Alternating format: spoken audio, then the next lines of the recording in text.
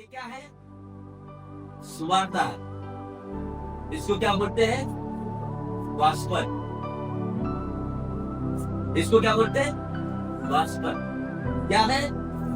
यीशु मसीह मेरे पापों के लिए मारा गया, गाड़ा गया और तीसरे दिन जी उठा। जब ये गॉस्पेल कोई आपको सुनाता है, जब ये सुवार्ता कोई आपको सुनाता है, और जब आप इस सुवार्ता को स्वीकार करते हैं, जब ये सुवार्ता को आप विश्वास करते हैं और रोमियो का 10:9 आप लागू करते हैं, रोमियो का 10:9 पढ़िए कि यदि तू अपने मुंह से यीशु को प्रभु जानकर। अभी उस देखो सुवार्ता क्या है? वो यीशु मसीह मेरे पापों के लिए मरा। कितने लोग मानते हैं यीशु मसीह आपके पापों के लिए मरा? ये पहला कदम है नए जन्म का। यदि किसी को नया जन्म पाना है तो ये पहला कदम है। उसको इस बात को मानना पड़ेगा कि मैं एक पापी व्यक्ति हूँ। लगता है किसी को? कोई है? लगता है? पहले मुझे नहीं लगता था, अभी लगता है।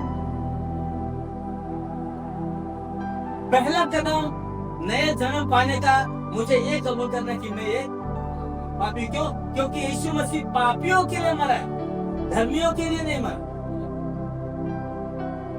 अब धर्मियों को उद्धार की जरूरत नहीं है, धर्मियों को पापों की क्षमा की जरूरत नहीं है, धर्मियों को नए जीवन की जरूरत नहीं है, धर्मियों को नए जन्म की जरूरत नहीं है। पापियों को उद्धार की जरूरत है, पापियों को यीशु मसीह की जरूरत है, पापियों को धार्मिकता की जरूरत है। अब परमेश्वर का वचन कहता है कि यीशु मसीह पापियों के लिए मरा। अब पौलुस क्या कहता है मालूम है? वो सब के सबसे बड़ा पापी मैं हूं।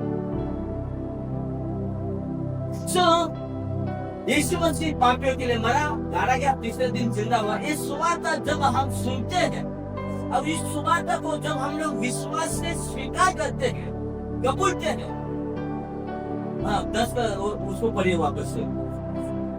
यदि तू अपने मुंह से यीशु को प्रभु जानकर अंगीकार करे और अपने मन से विश्वास करे कि परमेश्वर ने उसे मरे हुओं में से जिलाया, तो तू निश्चय उद्धार पाएगा। क्या लिखा है?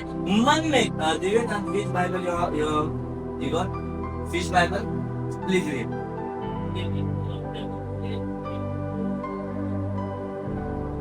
यदि तू अपने मुख से यीशु को प्रभु जानकर अंगीकार करे। अंगीकार करे। क्या करना है? अंगीकार। अंगीकार का मतलब मन में नहीं। अंगीकार मन में नहीं किया था। अंगीकार आपको बोलना है। अंगीकार का मतलब आपको घोषित करना है, आपके शब्दों को आपके मुंह के बाहर निकालना है। हालेलुया। यदि तू अपने मुंह से अंगीकार करे, हाँ, और अपने मन में यह अपने मन में, प्रदीप क्या लिखा है इंग्लिश में?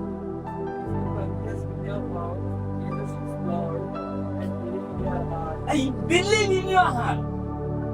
If you confess with your mouth and if you believe in your heart, मन में विश्वास नहीं, हृदय में विश्वास। विश्वास कहाँ पर होना चाहिए? पहले विश्वास कहाँ पर होना चाहिए? हृदय में। और जो विश्वास हृदय में, उस विश्वास को मुंह से क्या करना है? कबूल करना है। हमने विश्वास किया, हमने हृदय में विश्वास किया। बहुत सारे लोग हृदय में विश्वास करते हैं लेकिन वो मुंह से अंगीकार नहीं करते, मुंह से कबूल नहीं करते। अब क्योंकि उनका हृदय में विश्वास है, मुंह से अंगीकार नहीं किया गया। ये विश्वास है, वो मरा हुआ विश्वास है, और इस विश्वास के द्वारा उद्धार नहीं हो सकता है। और ये विश्वास किसी काम का? वही विश्वास काम में आता है जो जिंदा है। और जिंदा विश्वास क्या है मालूम है? वो चलता है। जिंदा विश्वास चलता है। नाउ द फैक्ट नाउ अभी सुवार्ता प्रसार किया गया, अपने सुवार्ता को सुना और अपने हृदय में अपने विश्वास किया। क्या विश्वास किया? कि मैं एक पापी व्यक्ति हूँ और यीशु मसीह मेरे पापों के लिए मरा, गाड़ा गया और तीसरे दिन जिंदा हुआ। आपने ये बात को विश्वास किया। लेकिन विश्वास करने के बाद जब आप अपने मुंह से उसको कबूल करते हैं, जब आप उसको कबूल करते, व्हेन यू कन्फेस, जब आप मुंह से बोलते थे, तब जाके आपके पाप क्षमा होते, तब जाके आपको उद्धार मिलता।